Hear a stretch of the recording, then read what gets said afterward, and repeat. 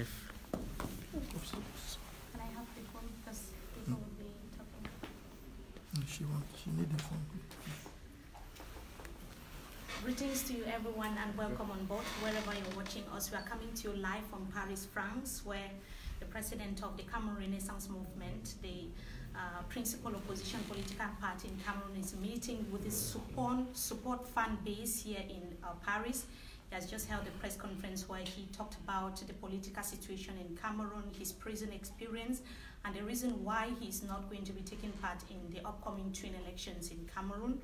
Right now, we are having Professor Maurice Kamto, who is here in Paris. Professor, thank you so much for talking to Deutsche Welle. You're welcome.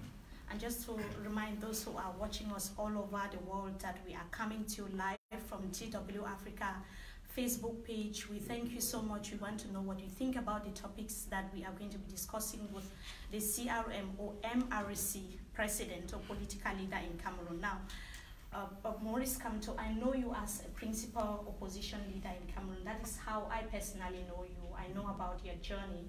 How would you want the world and your supporters in Cameroon to remember you? Thank you for having me this morning or this afternoon.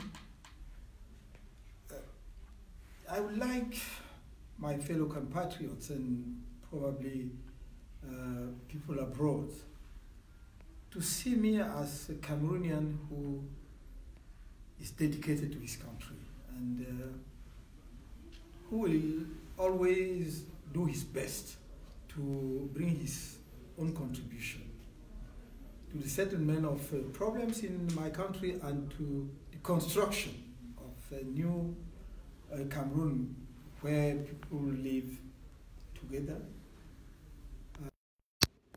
where the youth has its own place, and where the prospect of building a strong country with a modern leadership focused on the development and the shared prosperity in the country is in place. That's how I would like people to remind me. Constructing a new Cameroon, but boycotting an upcoming election, which is aimed at defining the political future in the country. The MRC that you are actually leading is not taking part in the upcoming municipal legislative election in Cameroon that is going to be in February. You have given a good number of reasons. How do you expect this change to come in place without going through the normal democratic process that you're supposed to go through? We don't think that the upcoming elections will resolve our country, and that's why when you say that these elections are going to define the future of the country, I don't think so, because seriously, it is not going to change anything on the current situation in the country. The multifaceted crisis in our country with two key ones. The first one being the current situation in the northwest and southwest of Cameroon, the so-called Anglophone regions of Cameroon, which is sad when you think of it. That there is an ongoing war for the past 3 years in our own country, Cameroonians fighting Cameroonians, Cameroonians shooting on Cameroonians, Cameroonians killing Cameroonians, and we are not able to settle the matter. There is something wrong there. It is something I can't understand. If you lead a country, you should make sure that you address the concern of people. If people in the English-speaking part of the country say that they have a problem, they are not satisfied with the current form of the government, and you say you don't care about that, it means that there is something wrong. I cannot, with this pending situation in the English-speaking part of my country, with the whole electoral hold-up after the 2018 presidential elections, go to elections knowing perfectly that the outcome of these elections will not be what we expect, according to our weight on the ground, according to what we represent in the Cameroonian arena today. So that's why we took the decision not to go to these elections. But it does not mean that we shy away from democracy. We took the decision to reach or to go into power peacefully and through elections. This is our path since the very beginning, since the creation of Cameroon Renaissance Movement. Taking the decision not to go to election does not mean that you are not playing democracy. You are not part of the democratic game. It is just that you are upset with a situation and you try to reach out the government by sending them a clear message, because you try to do it otherwise they never listen to you. We made many proposals how to settle the matter, to solve the problem in the Anglophone area, northwest and southwest. We extend a peaceful hand to government to sit down and make a consensual reform of the electoral system. It means that we are part of the democratic system. Process. Now, it's very important what you're talking about, especially the Anglophone crisis and what you have done. We'll be coming back in just a few seconds. But I want to know about those who are supporting the Cameroon Renaissance Movement Party that you are leading, their political ambitions. They wanted to be mayors, they wanted to be municipal councillors, and also occupy seats in parliament to be able to change things in the country. You have a good number of supporters on the ground. That is why you came second for the first time in the history of Cameroon during the 2018 presidential election.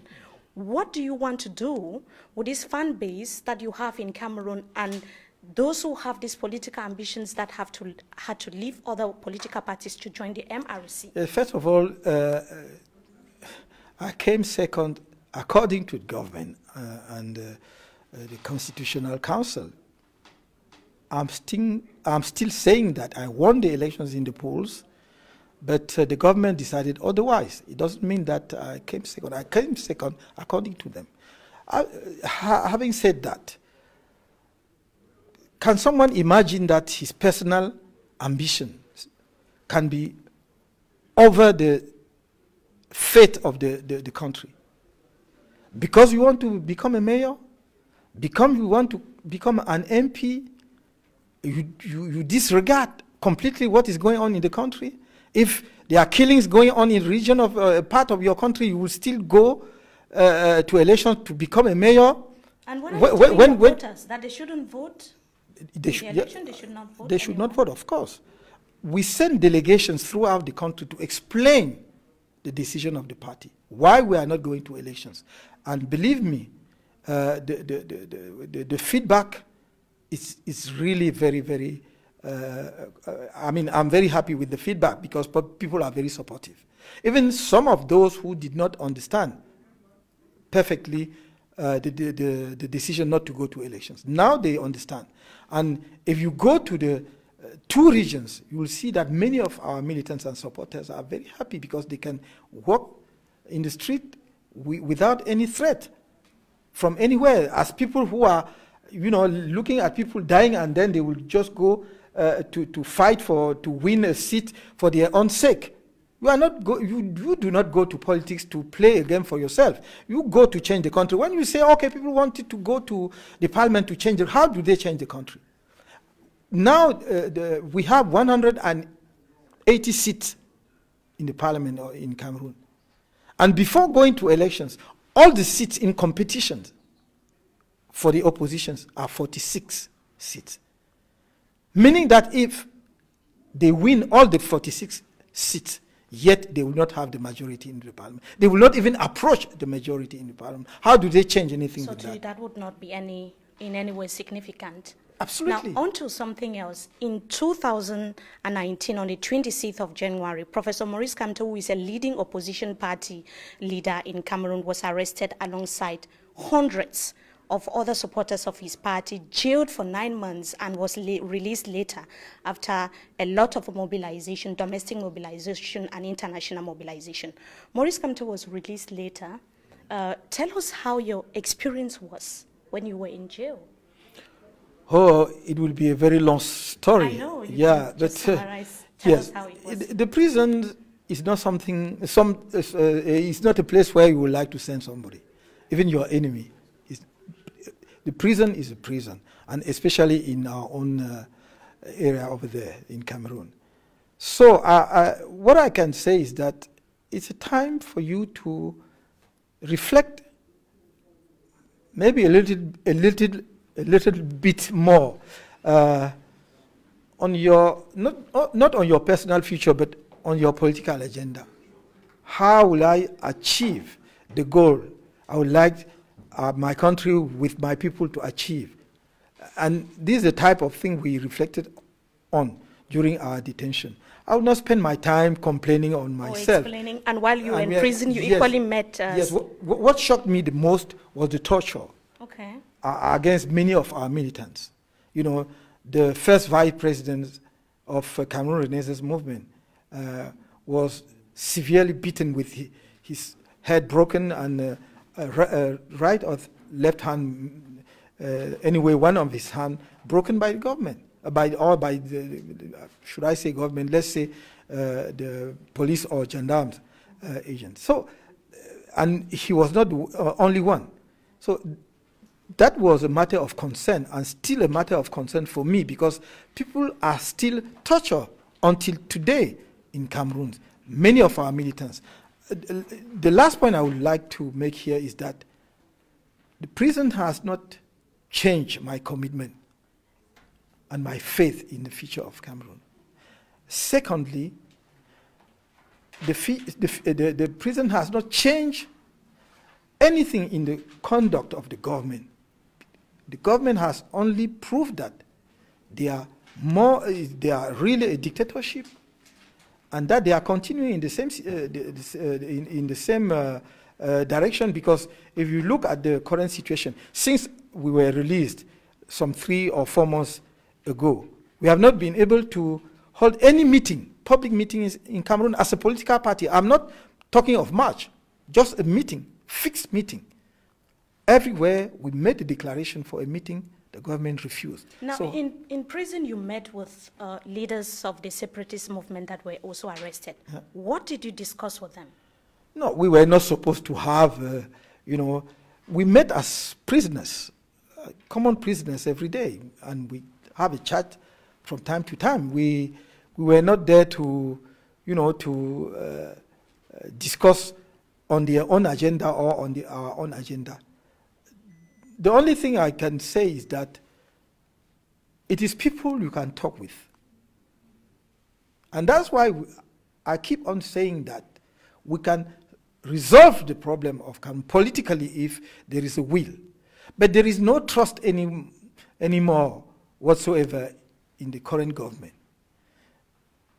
They don't see the current leadership of Cameroon as composed of people with whom they can talk seriously. And the mistrust is something which is terrible when it comes to dialogue. If you are not trustful of somebody, you cannot really go to do anything serious with it. Professor Maurice Kamto, there's this question of what you can really do as far as the Anglophone crisis is concerned. Yeah. You are a renowned political figure in Cameroon. You have a lot of contacts on the international scene. What have you been able to do to resolve this crisis? To propose a new way of handling the matter. First of all, involve all the stakeholders in the dialogue. When we talk of inclusive dialogue, it means that you should bring around the table all the stakeholders, all of them, including the representatives of the armed groups, the separatists, and those who were sentenced to life and who are still in prison, Mr. Ayuk Tabe Sisiku and the others. Because if you don't talk to people, you don't convince them. Why should you impose your own agenda or your own views on issues to others? Bring them to the table and explain to them why probably the secession is not the good option. But don't just say, I don't talk of that, I will never talk of federalism or whatsoever. Bring them around the table. But before doing that, make sure that you negotiate a ceasefire with those who are fighting. They lay their arms down and bring, some peace, cool down their hearts. Because they can go back and see their own families, see their villages. Many of them have lost their villages, which are burned down to ashes, and they would like to see if their aunt or grandma is still there. After that, they can take part to the dialogue. What is your own solution as far as the form of the state is concerned? What is your solution? Now, today... Apart from dialogue, what do you think can resolve the Anglophone crisis? Is it decentralization? I was vocal enough on that issue because I've seen some videos circulating saying that, Kamto and do it. It's not serious, and it is people, who are political leaders in Cameroon. My position is quite clear. I said that decentralization is not any solution anymore because it's too small and too late.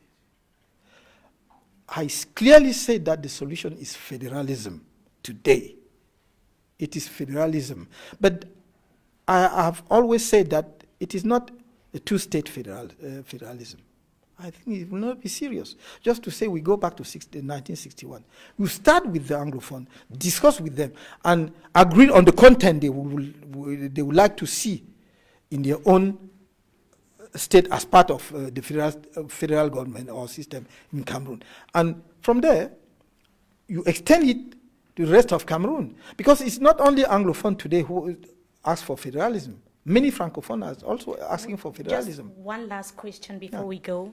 Do you want to stand as president again when the mandate of President Pobia of Cameroon expires in 6 years? It will be for my political party to decide. I always say that. What about you? No, because even if I am candidate, it is the party which take the decision to present me as his candidate or not. So I might have my own personal ambition. But if the party decide otherwise, I will not be able to change. But at least for now, it's too early to tell you whether I will be candidate within the party or not. The key issue today is how do we solve the crucial problems ahead of us. First of all, Anglophone problem. And I say the solution in terms of the form of state is federalism. I can see maybe 4 to 6 states, not more than that. Because let me go back to two-state federalism. Those who are claiming that, okay, if we said it is two-state federalism, and then after that the Francophone part say, okay, we'd like to create more state, will Anglophone be opposed to that? I don't think so. Because when you start talking about two-state federalism or 6, you're already determining the content and the outcome of the dialogue that you mentioned. Yes, is but that not? No. What did I say?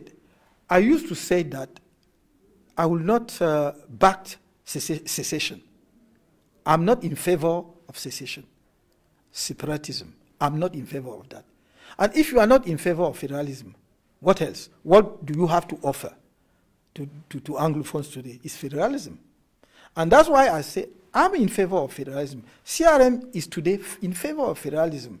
And we can now discuss the content. But personally, I don't think that we should only go back to 61 because it means that we just ignore the 50 years we have passed altogether with a lot of mistakes, but also with some great achievements as a country. As a country, I'm not talking of a government or whatsoever, because I'm talking of a country coming together, learning from each other in terms of legal system, in terms of education and social. We have learned a lot. And from there, we can say, okay, we gain at least something. Some few things, maybe not so important, but we gain something. So going back to 61 will mean that we never, we just forget or ignore the past 50 years. My approach is that we should discuss starting with Anglophone. So what content do you put in the type of autonomy you are seeking, you are looking for? Federal government you are looking for. Once we have done that, we have resolved that, then we say, okay, we want a developed Cameroon. And to have a developed Cameroon, somebody living in Marwa should not be obliged to come to Yaoundé to have a solution to his problem. Thank you so much, Professor Maurice Kamto. You're meeting the diaspora. Would you be meeting the separatist community as well in the diaspora? Just last question. I have not identified any separatist community. I'm meeting the all Anglophone community, no, the I'm diaspora. meeting all Cameroonians, irrespective of of their absolutely. Thank you so much for speaking to Deutsche Welle. Thank you. Thank you. That was the president of the principal opposition political party in Cameroon, Professor Maurice Kamto, speaking exclusively on Deutsche Welle. We thank you so much for watching. Until we meet again, goodbye.